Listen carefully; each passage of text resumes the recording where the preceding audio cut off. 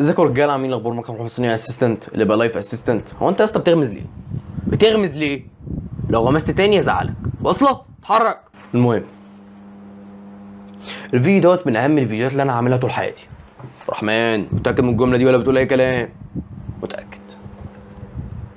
الفيديو دوت من اهم الفيديوهات اللي انت هتتفرج عليها طول حياتك. ابو رحمن، انت بتقول اي كلام ولا متاكد؟ متاكد 100%. ابتدي الفيديو المهم جدا دوت بسؤال اتسالني كتير ايام ما انا كنت ثانويه اسيستنت. ابو رحمن، ثانويه اسيستنت، هو انت ليه ما بتتكلمش في الدين خالص؟ مبدئيا غشيم. ليه؟ لان انا اتكلمت مره واحده بس. في اول 30 يوم من القناه كده اتكلمت عن نقطه واحده بس، وهي بكل بساطه لما تفتح المصحف وتقرا ايه تبقى مصدقها 100%. حد بقى دلوقتي بيتفرج عليها اتصدم، ايه ده؟ هو في حد مش بيصدق؟ اه يا ابني عادي، ده في كتير في كتير. فانا اتكلمت في النقطه دي. فانت بقى تعيد صياغه سؤالك، تريفريز سؤالك، وتسالني تقول لي يا عبد الرحمن ليه قعدت اكتر من 300 يوم ما بتتكلمش في الدين خالص؟ انا هقول لك السبب، ولكن انت مش هتصدقني. ليه مش هتصدقني؟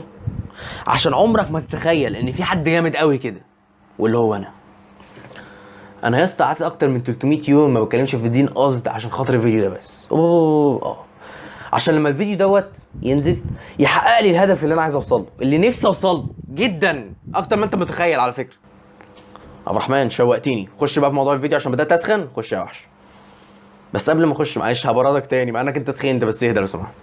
بص، قبل ما اخش في الموضوع دلوقتي، الفيديو دوت عادي. الفيديو دوت عادي عشان بس في ناس دلوقتي ايه، يا عم بقى انت شكلك ايه تقعد تقول لنا صلي ومش عارفه ايه، والفيديوهات الحرق دي مش بحبها، انجزني والكلام ده. والله هو دوت فيديو عادي، فاهم؟ وانا عبد الرحمن ثانويه اسيستنت العادي، وفيديو زي كل يعني عارف انت، اعتبره فيديو من الايام زمان، عادي، فيديو عادي. اسمعني بس الكلمتين المهمين وخلاص. وفكرني في اخر الفيديو اقول لك ليه الفيديو دوت من اهم فيديوهات حياتي، وليه قعدت اكتر من 300 يوم مش بتكلم. يعني ايه العلاقه اصلا؟ المهم هتفهم في الاخر. انت هتبدا تلمس في الحياه دلوقتي، تلمس، هتبدا تدخل حياه، هتبدا تلمس في الحياه دلوقتي. ولو انت ناوي تبقى حاجه في الحياه دي هتتعب قوي اكتر ما انت متخيل. تتعب جدا اكتر من بص اقسم بالله ثانويه عامه دي ولا حاجه، تتعب اكتر من ثانويه عامه بكتير. فانت لما تتعب التعب الاوفر قوي ده تبدا تسال نفسك اسئله غريبه. هو انا بعمل كل ده ليه؟ مش انا كده كده في الاخر هموت؟ هو احنا موجودين هنا ليه؟ والحاجات دي. فبعد ما تدخل انت في السكه دي، لو طلعت منها صح هتلاقي نفسك طالع منها ان انت في الاخر هتموت وتتحاسب وفي جنه ونار وكذلك. فانا بقى بدعوك ان انت تعمل الاتي، ان انت لما تيجي تبدا البدايه تبداها باحسن حاجه ممكن تبداها بيها، ان انت ما تعملش اي حاجه حرام وتصلي. بس مش هحرق فيها كتير، صلي وما تعملش اي حاجه حرام. هو الموضوع بسيط، خد بالك. يعني انت بس عشان انت ايه، اتعرضت لحاجات كتير قوي مقرفه، فاهم؟ من الافلام بقى ومن الناس المقرفه اللي في الشارع ومن الناس اللي انت هتشوفها في الجامعه، من الحاجات دي انت افتكرت الموضوع صعب او الموضوع غريب. الموضوع عادي، ما تعملش اي حاجه حرام وصلي بس. فكره الفيديو ان انا بقول لك حاجه واحده، ان انت كده كده هتكتشف في الاخر ان انت لازم تقرب من ربنا، ولازم تصلي، ولازم ما تعملش حاجه حرام، ولازم تتعبد وتعمل الحاجات دي عشان يبقى حياتك ليها معنى. يعني تخيل كده عمال تبذل مجهود وتموت نفسك عشان تبقى غني مثلا، وانت اصلا سايب لو ما بعد الحياه بقى، يعني ما بعد الدنيا. انت مثلا دلوقتي عمال تتعب للدنيا، طب ما الدنيا دي اصلا بتخلص. يعني إيه الاذكى؟ ايه ان انت تشتغل للدنيا ماشي، وتشتغل للابديه بقى. انت اصلا هتعيش طول حياتك في الاخره، فاهمني؟ الى الابد. فانت عايز تبقى في الجنه ولا عايز تبقى فين؟ فاهمني؟ وعايز تبقى في انهي مرتبه في الجنه وكلام كده بقى. ماشي ماشي، ايه ده يا وحش؟ ايه ده ايه ده ايه ده؟ هو انا ليه بقول على الفيديو ده مهم، وليه قلت ان الفيديو ده، ان انا بقالي 300 يوم ما اتكلمتش في الموضوع ده؟ ليه يا اسطى؟ رقم واحد، محبوكه. هي محبوكه قوي. يعني تخيل كده انا وانت مقضيين مع بعض سنه كامله من اصعب السنين في حياتك، فاهمني؟ الثانويه العامه فعلا سنه صعبه جدا، مش من ناحيه بقى الشغل، خد بالك، من ناحيه النفسيه والعقليه. والله العظيم انت عديت بيها وبجداره الحمد لله، ما متش يعني.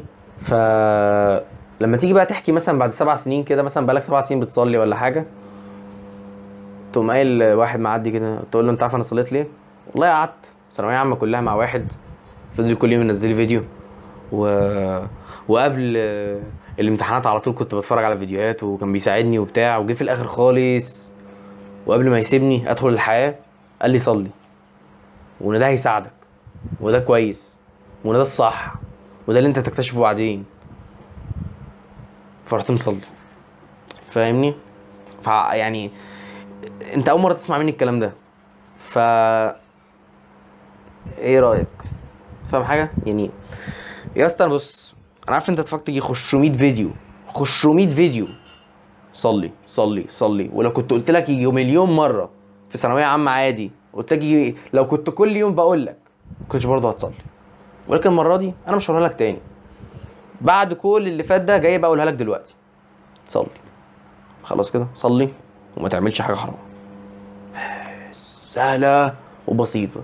ما تقعدش بقى تفكر في الصوره الاوفر اللي انت حاططها في دماغك دي، اللي جايه من الافلام دي، لو بقى ليه لازم تفضل ماشي، لازم تفضل ماشي معاك السبحه. لا هو عادي على فكره، وانت واحد عادي، واحد ما بيعملش حاجه حرام، واحد بيصلي، واحد طبيعي. فاهم حاجه؟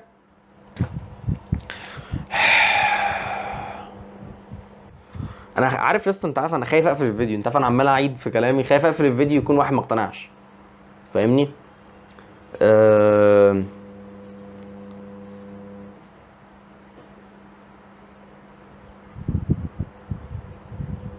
هما حاجتين: ما تعملش حاجه حرام، وصلي. تمام كده؟ الموضوع هيساعدك نفسيا. انت طبعا مش مصدقني، بس انت هقول لك على حاجه، انت مش تعبان لما تموت نفسك في الحياه دي، ساعتها هتحتاج تصلي، هتستناها.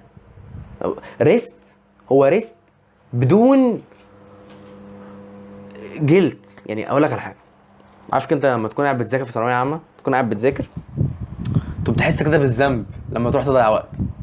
فانت بقى في الحياه لما تموت نفسك شغل بتروح تصلي من غير ما تحس بالذنب. هو فعلا ريست كده، راحه نفسيه ابديه، وبتكون كمان مبسوط ان انت بتعملها، فما بتبقاش حاسس بالذنب، بتبقى عارف ان ده الصح. انت بتبقى متاكد 100%. عارف اكتر وقت هتحس اللي انت بتعمله ده صح هو الصلاه. يعني فاهم؟ انت ممكن تكون مثلا قاعد بتشتغل في، انا مثلا ببقى قاعد بشتغل على القناه بتاعتي، ممكن مثلا اكون الفيديو ده غلط ان انا اعمله، الفيديو ده مثلا مش هيجيب مشاهدات، هو انا اصلا بحب اليوتيوب. تكون قاعد مثلا بذاكر صيني، هو انا كنت المفروض اذاكر صيني ولا اسباني؟ هو انا بعد ما اخلص الصيني دوت هعرف اشتغل بيه؟ هو ليه لازمه؟ هو انا افورت لما اخترت الصيني؟ دي اصلا لغه مش مشهوره في مصر. وكذلك فاهمني، كل حاجه بتعملها هيطلع لك كده حاجه شك. فاهمني؟ لكن الا الصلاه، تكون قاعد بتصلي تكون متاكد 100% اللي انت بتعمله ده صح. فاهمني؟ فيعني بص، مش هتكلم كتير بقى.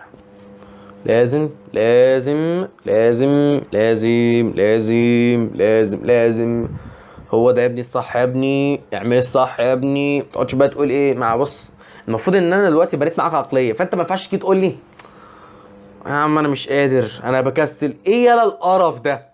فاهم يعني؟ ايه اللي انا سمعته ده بعد كل الافوره والناي اللي كان شغال وانا بتكلم، تيجي تقول لي مش قادر؟ مش فاهمك والله.